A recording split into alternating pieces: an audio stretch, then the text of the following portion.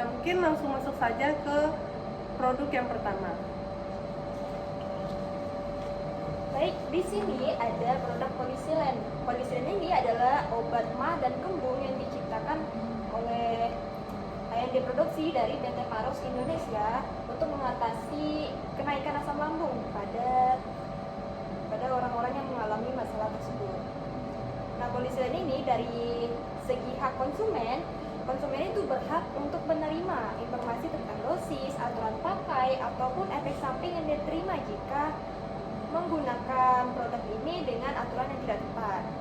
Lalu, polisilen ini juga memberikan keamanan obat sesuai dengan standar farmasi dan juga izin BPOM.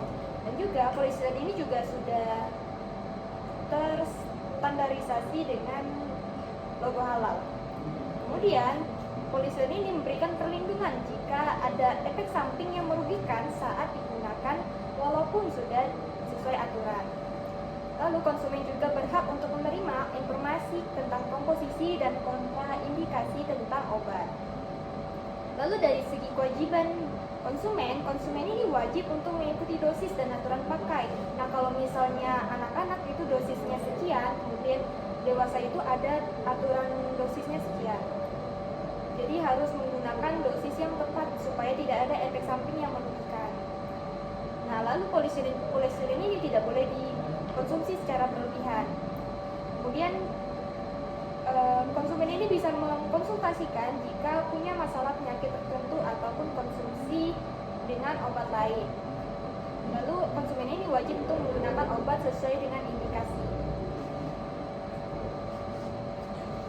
Lalu dari segi hak produsen ini membuat perlindungan hukum jika terjadi efek akibat kesalahan penggunaan konsumen. Lalu hak pembelaan diri dalam sengketa konsumen. Dan terakhir ada perlindungan reputasi jika produk ini ternyata terbukti tidak bermasalah walaupun ada yang melaporkan suatu tindakan ataupun suatu masalah yang merugikan konsumen, tapi ternyata produk polisilen ini ternyata tidak bermasalah. Yang bermasalah itu adalah pada konsumen. Nah, yang terakhir ada dari segi kewajiban produsen. Nah, kalau dari produsen ini, polisilen ini sudah melakukan uji keamanan dan juga sudah mendapatkan izin edar dari BPOM. Kemudian ada transparansi efek samping dan peringatan penggunaan. Lalu ada standar produksi farmasi GMP atau Good Manufacturing Practice yang sudah ditetapkan oleh PT Maros Indonesia terhadap produk polisilen ini. Kemudian, produsen ini wajib untuk menjamin mutu dan stabilitas dari produk hingga produk ini tepat pada tanggal kadaluarsa. Oke, baik. Materi selanjutnya akan dibawakan oleh rekan saya. Baik, selanjutnya yaitu tisu basah Paseo. Nah, untuk hak dan kewajiban di tisu Paseo ini antara konsumen dan produsen telah diatur dalam Undang-Undang Nomor 8 Tahun 1999 tentang Perlindungan Konsumen atau UU PK. Nah, berikut adalah hak konsumen. Konsumen berhak mendapatkan keamanan dan keselamatan untuk mendapatkan produk yang aman bagi kulit seperti fitur hypoallergenic dan bebas alkohol yang sesuai dijanjikan oleh Paseo. Yang kedua yaitu informasi benar. Konsumen berhak mendapatkan informasi yang jujur mengenai komposisi sesuai dengan yang tertera pada produk. Yang ketiga yaitu kompensasi atau ganti rugi. Konsumen berhak mendapatkan pergantian barang atau uang jika tisu basah yang diterima itu rusak, kering atau tidak sesuai dengan spesifikasi iklan. Dan yang terakhir yaitu penyelesaian sengketa. Konsumen juga berhak mengajukan keluhan melalui layanan konsumen jika merasa dirugikan oleh produk. Nah, yang selanjutnya kewajiban konsumen yang pastinya yang pertama yaitu membaca informasi. Konsumen harus membaca petunjuk penggunaan dan peringatan pada kemasan, misalnya tidak membuang tisu basah ke dalam toilet karena produk ini dirancang tidak mudah hancur. Yang kedua yaitu menggunakan sesuai dengan fungsinya. Menggunakan tisu basah sesuai dengan peruntukannya, misalnya untuk tisu bayi untuk kulit sensitif, tisu antiseptik untuk tangan atau permukaan bedah. Yang ketiga yaitu penyimpanan yang benar, menutup kembali kemasan tisu basah agar tetap lembab dan higienis. Yang selanjutnya yaitu hak dan kewajiban produsen. Hak produsen meliputi yaitu menerima pembayaran sesuai dengan produk yang dijual. Yang kedua yaitu perlindungan merek, mendapatkan perlindungan hak atas merek bernama Paseo dari peniruan produk. Yang ketiga yaitu mendapat informasi jujur, menerima umpan balik atau feedback yang jujur dari konsumen terkait kualitas produk. Nah, yang terakhir, kewajiban yang harus dilakukan oleh produsen yaitu yang pertama yaitu menjamin kualitas dan keamanan. Paseo harus memproduksi tisu basah sesuai dengan standar 100% serat alami, lolos uji klinis, aman bagi kulit sensitif, memiliki sertifikasi halal dan terdaftar BPOM. Yang kedua, mencantumkan informasi jelas pada kemasan, mencantumkan komposisi, produsen, nomor izin edar, dan aturan pakai dengan jujur. Yang ketiga, menyediakan layanan konsumen seperti saluran pengaduan tisucare@up.co.id dan menangani keluhan konsumen secara serius. Yang terakhir yaitu bertanggung jawab atas cacat produksi, melakukan recall atau penarikan, memberikan kompensasi jika produk terbukti membahayakan atau tidak berstandar. Nah, yang selanjutnya akan dijelaskan oleh rekan saya.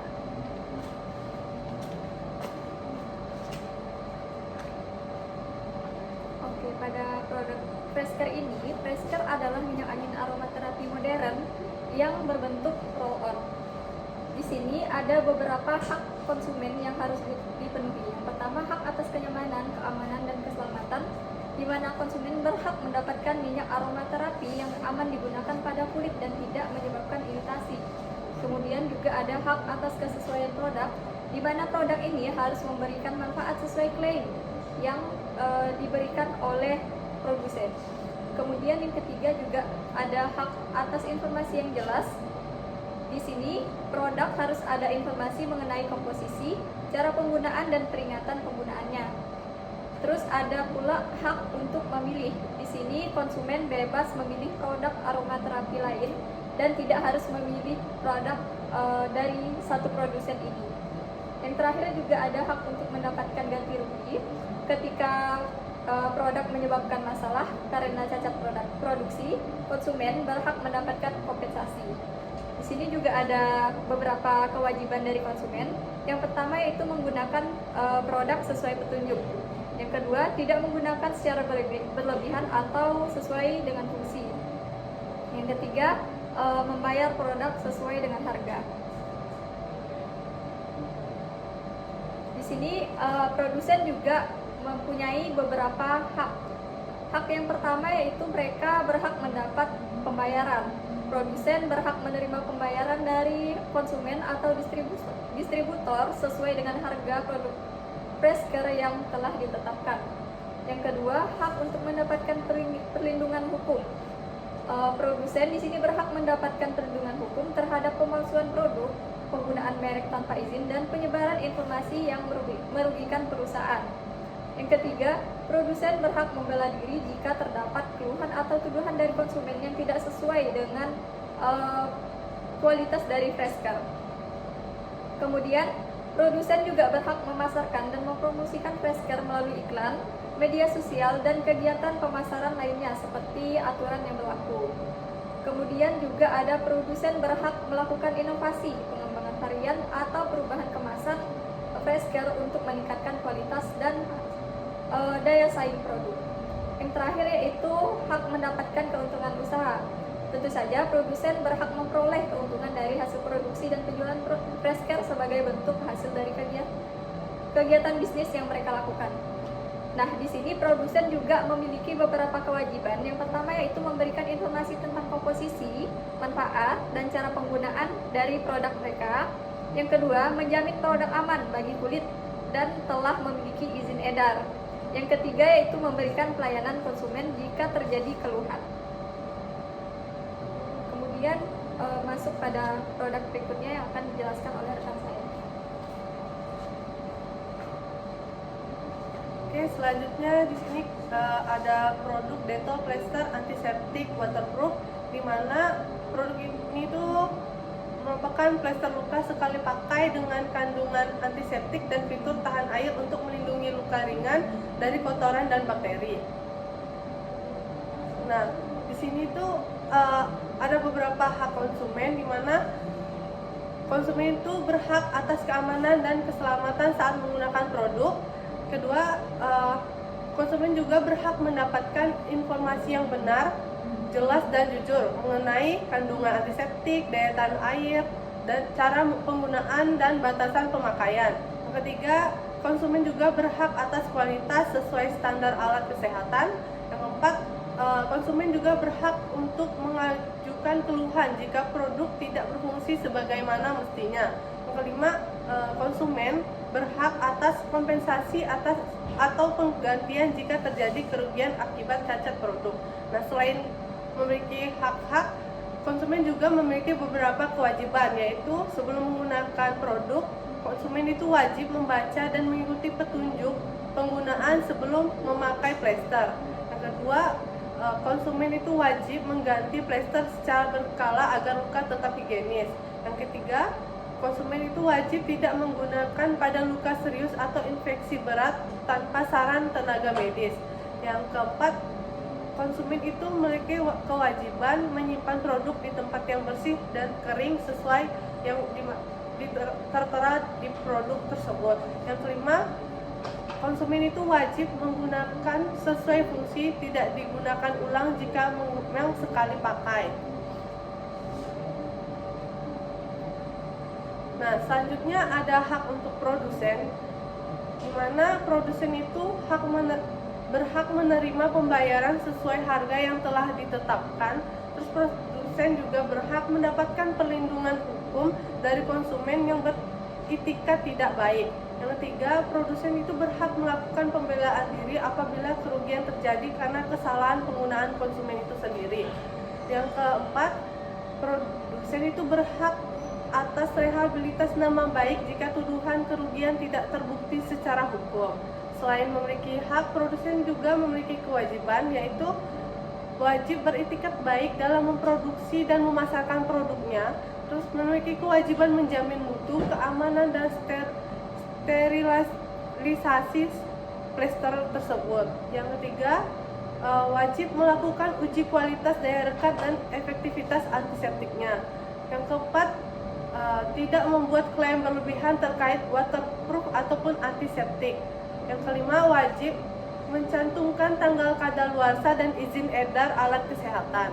Yang keenam, memberikan layanan pengaduan konsumen. Dan yang terakhir, produsen wajib memberikan kompensasi atau penggantian jika terbukti terjadi cacat pada produknya. Oke, selanjutnya akan dijelaskan oleh rekan saya. Oke, baik, kita akan masuk ke perbandingan dari keempat produk yang sudah dijelaskan tadi. Nah, kalau dari aspek keamanan, Polysen ini punya keamanan produk yang rendah. Nah, kalau Paseo itu punya keamanan yang baik, Prescar itu sangat kuat, dan Dettol itu sangat kuat. Nah, kalau dari segi informasi yang transparan, Polysen ini rendah, Paseo baik, kemudian Prescar ini sangat lengkap, dan Dettol ini juga lengkap. Nah, kalau dari aspek edukasi konsumen, Polysen ini mencantumkan edukasi konsumen yang cukup, lalu Paseo ini minim, kemudian Prescar sangat aktif, dan juga Dettol ini cukup. Nah, kalau dari segi tanggung jawab sosial, Polysen ini punya tanggung jawab sosial yang cukup, lalu Paseo ini punya tanggung jawab sosial yang terbatas, kemudian Prescar ini paling aktif, kemudian Dettol ini standar. Lalu kalau kita lihat dari risiko produk, Polysen ini rendah, lalu Paseo juga rendah, sedangkan Prescar ini sedang karena ini adalah produk kimia antiseptik. Nah, kalau Dettol ini sedang karena ini adalah produk obat. Oke, baik, selanjutnya adalah kesimpulan.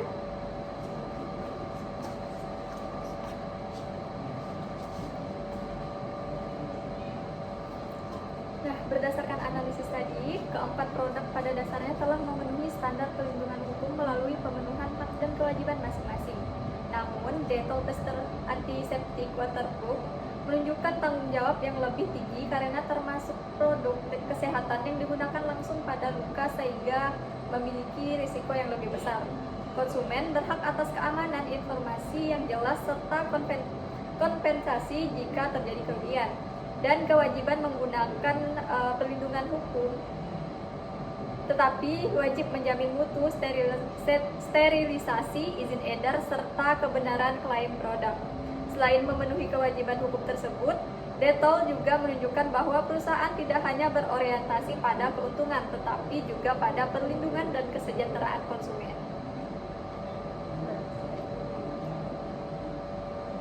Nah, mungkin sekian hasil diskusi kami. Mohon maaf jika ada kesalahan kata atau perbuatan. Kami akhiri. Assalamualaikum warahmatullahi wabarakatuh. Terima kasih.